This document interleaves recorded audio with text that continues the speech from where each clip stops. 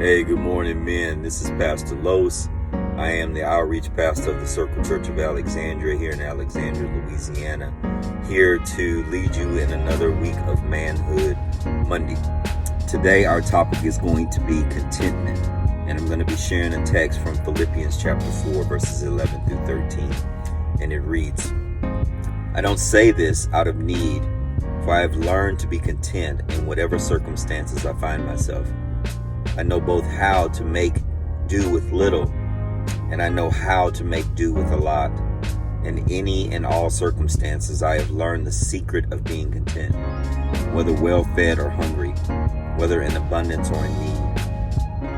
I am able to do all things through Him who strengthens me. You know, I'm going to open up and share a flaw in my own life. And that flaw is I find myself not being content.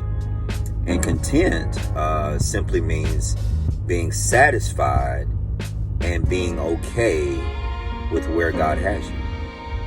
Very simple definition. And I find myself in my own life that each time God blesses me, I'm always looking for the next move. I'm always looking for, well, what's next now that I have achieved that? And contentment teaches me, and this text teaches me, that I should not feel down about that, because God also made me to be the way that I am. God made me to be an ambitious man. However, with that ambition, I must channel that ambition in order to be able to glorify God. So this text teaches me as I think about the life of Paul. And Paul is being supported in prison as he's writing this text from a church that he planted. And in this church, he is thanking them for their support of him.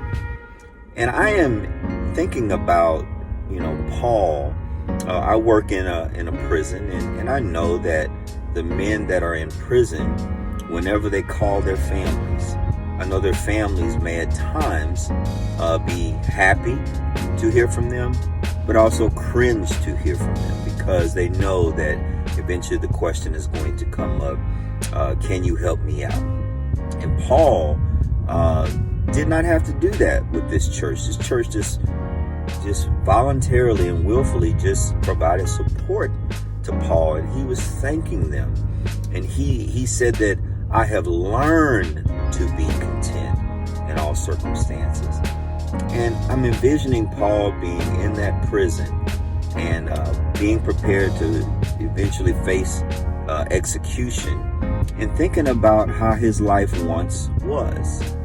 And he was thinking about I can imagine his time as a very powerful Pharisee, a very respected and educated religious leader. And there may have been times in his life when he lived in abundance.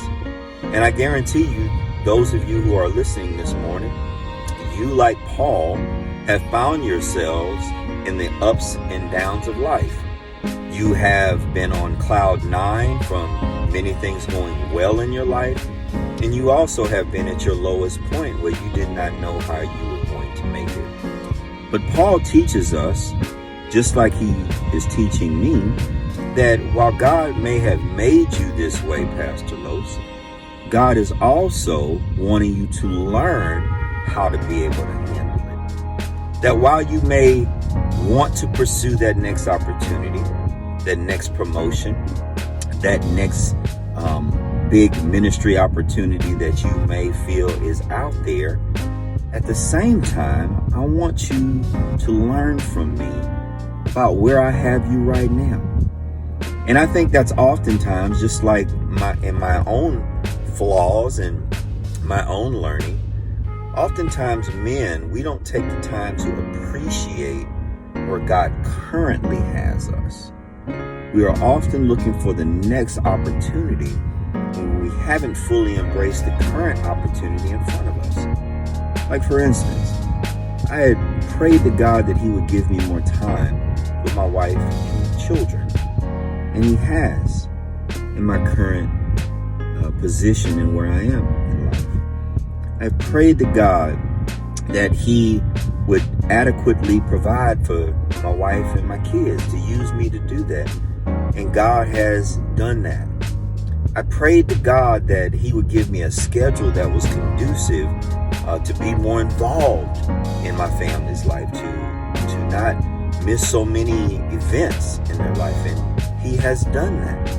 And so I have to ask myself, hey, what are you continuing to ask God for when He's already given you the things that He's given you? I asked God to give me divine health, and He has done that. I've asked God to heal people in my life, my family, my friends that are sick, and He's done that.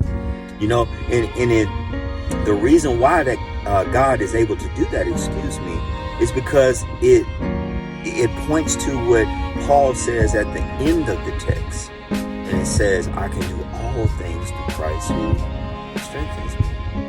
And in this version, the Christian Standard Bible, it says, I am able to do all things through Christ who strengthens me.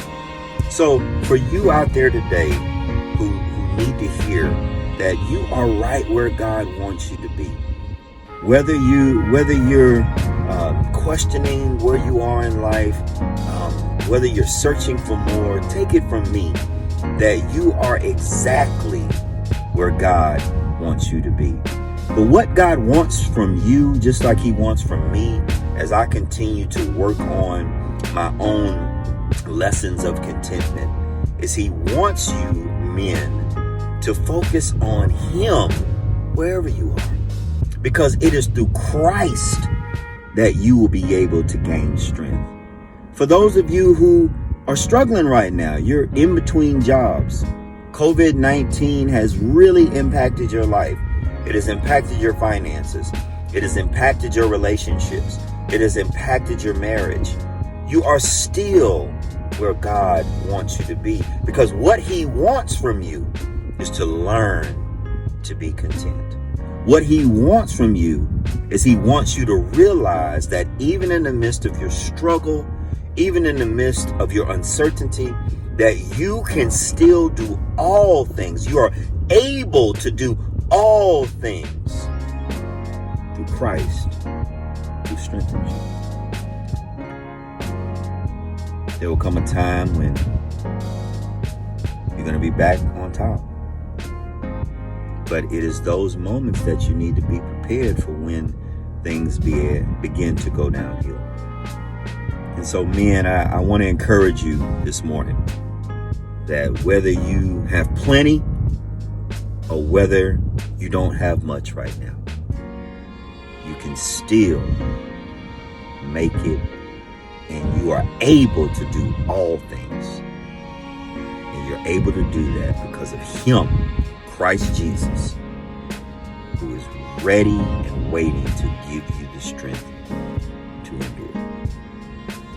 I thank you for tuning in with us this morning. And I always like to close by saying, follow me, and I will make you and teach you to be fishers of men. God bless you. Have a blessed week.